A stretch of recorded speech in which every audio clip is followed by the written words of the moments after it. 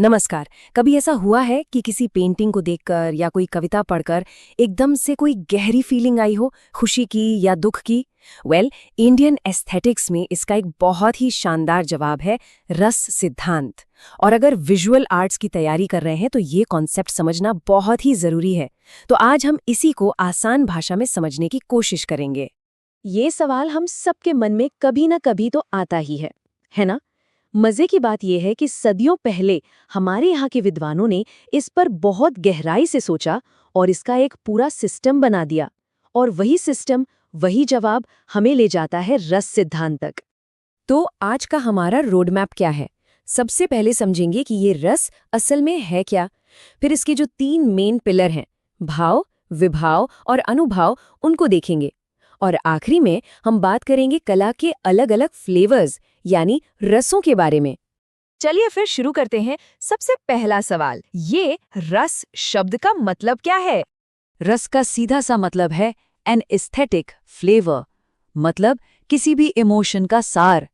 इसे ऐसे समझिए, जैसे हम किसी फल का रस निकालते हैं ना, उसका निचोड़। बिल्कुल वैसे ही एक आर्टिस्ट किसी एक्सपीरियंस का, किसी भावना का रस निकालकर अपने आर्टवर्क में डाल देता है। और जब हम यानी ऑडियंस उस कला को एक्सपीरियंस करते हैं तो हमें जो इमोशनल टेस्ट मिलता है, बस वही रस है। और हाँ, ये कोई नया नवेला कॉन्सेप्ट नहीं है। ये एक बहुत ही प्राचीन और गहरा सिद्धांत है। इसका पूरा क्रेडिट जाता है भरत मुनि को, जिन्होंने अपनी लेजेंडरी किताब नाट्यशास्त्र में इसे डिटेल में समझाया। और कमाल की बात तो ये है कि हजारों साल पुराना होने के बावजूद ये थ्योरी आज भी उतनी ही रेलेवेंट है। तो सवाल ये उठता है कि ये रस बनता कैसे है। इसकी पूरी प्रोसेस की शुरुआत होती है भाव से। भाव यानी इमोशन। चलिए समझते हैं कि ये काम कैसे करता है। हाँ, तो ये है वो मास्टर फॉर्मूला जो भरत मुनि ने दिया था। अब ये जो लाइन है, विभावानुभाव व्यभिचारी संयोगाद रस निष्पत्ति, सुनने में थोड़ी हैवी लग सकती है, राइट? पर इसका मतलब बहुत सिंपल है। इसका मतलब है कि जब विभाव, अनुभाव और व्यभिचारी भाव ये तीनों मिलते हैं तब रस बनता है। बस पूरा का पूरा रस सिद्धांत इसी एक लाइन पर खड़ा है। अब भाव भी 2 तरह के होते हैं। पहले हैं स्थायी भाव। ये हमारे कोर इमोशंस हैं जो हमारे अंदर हमेशा रहते हैं, जैसे प्यार, दुख, गुस्सा। और दूसरे होते हैं संचारी भाव। इनको आप छोटी छोटी लहरों की तरह समझ सकते हैं, जो आती है मेन इमोशन यानी स्थायी भाव को और स्ट्रॉन्ग करती हैं और फिर चली जाती हैं। ठीक है, तो हमारे अंदर स्थायी भाव तो हैं, पर वो सोए हुए रहते हैं। वो अपने आप नहीं जागते। उन्हें जगाने के लिए एक कारण, एक ट्रिगर चाहिए होता है, और इसी ट्रिगर को कहते हैं विभाव। तो विभाव क्या हुआ? विभाव वो एक्सटर्नल कॉज है जो हमारे अंदर के परमानेंट इमोशन को जगाता है। जैसे मान लीजिए किसी फिल्म में एक हीरो को देखकर हमारे अंदर हीरोइज्म यानी वीरता का भाव जाग गया। तो यहाँ पर वो हीरो क्या है? वो है विभाव। आचार्य विश्वनाथ ने भी इसे बहुत अच्छे से समझाया है। उन्होंने कहा कि वो फैक्टर्स जो प्यार, दुख या हंसी जैसे स्थायी भावों को जगाते हैं, जब उन्हें पोइट्री या ड्रामा में दिखाया जाता है तो वो विभाव कहलाते हैं।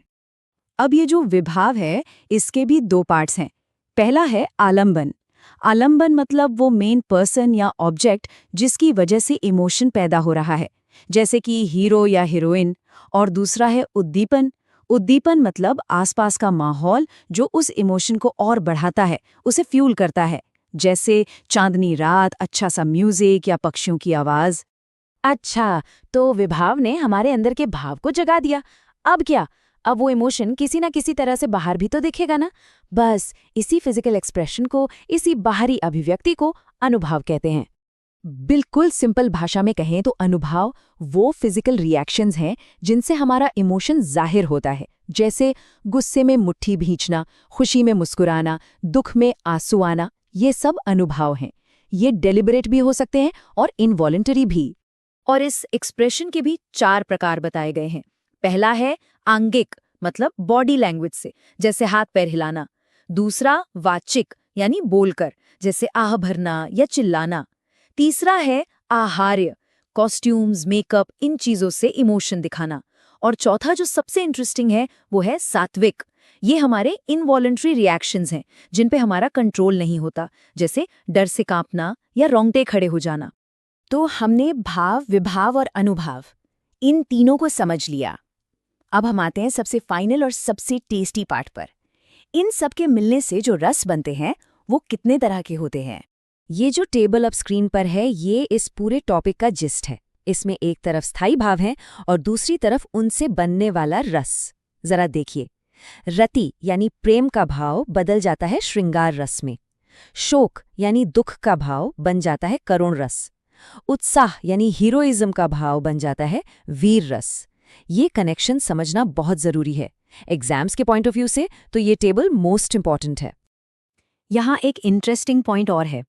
भरत मुनि ने असल में सिर्फ 8 रसों के बारे में बताया था। जो 9वां रस है, शांत रस, जो ट्रैंक्विलिटी यानी परम शांति से जुड़ा है, उसे बाद में दूसरे स्कॉलर्स ने ऐड किया था। तो चलिए पूरी जर्नी को एक बार क्विकली रिकैप करते हैं। सबसे पहले आता है विभाव, स्टिम्युलस, जो हमारे अंदर के भाव यानी इमोशन को जगाता है। फिर वो इमोशन अनुभाव यानी एक्सप्रेशन के थ्रू बाहर निकलता है। और फाइनली ऑडियंस को उस इमोशन का एस्थेटिक फ्लेवर यानी रस एक्सपीरियंस होता है। देखिए, ये एक पूरी साइकोलॉजिकल और आर्टिस्टिक जर्नी है। तो अब जब ये पूरा फॉर्मूला क्लियर हो गया है, अगली बार जब कोई आर्ट पीस देखें, चाहे वो पेंटिंग हो, फिल्म हो या कोई गाना, तो जरा रुक कर सोचिएगा कि आर्टिस्ट यहाँ कौन सा रस क्रिएट करने की कोशिश कर रहा है और क्या आप उस रस को महसूस कर पा रहे हैं। ये सवाल आर्ट को देखने का नजरिया ही बदल देगा।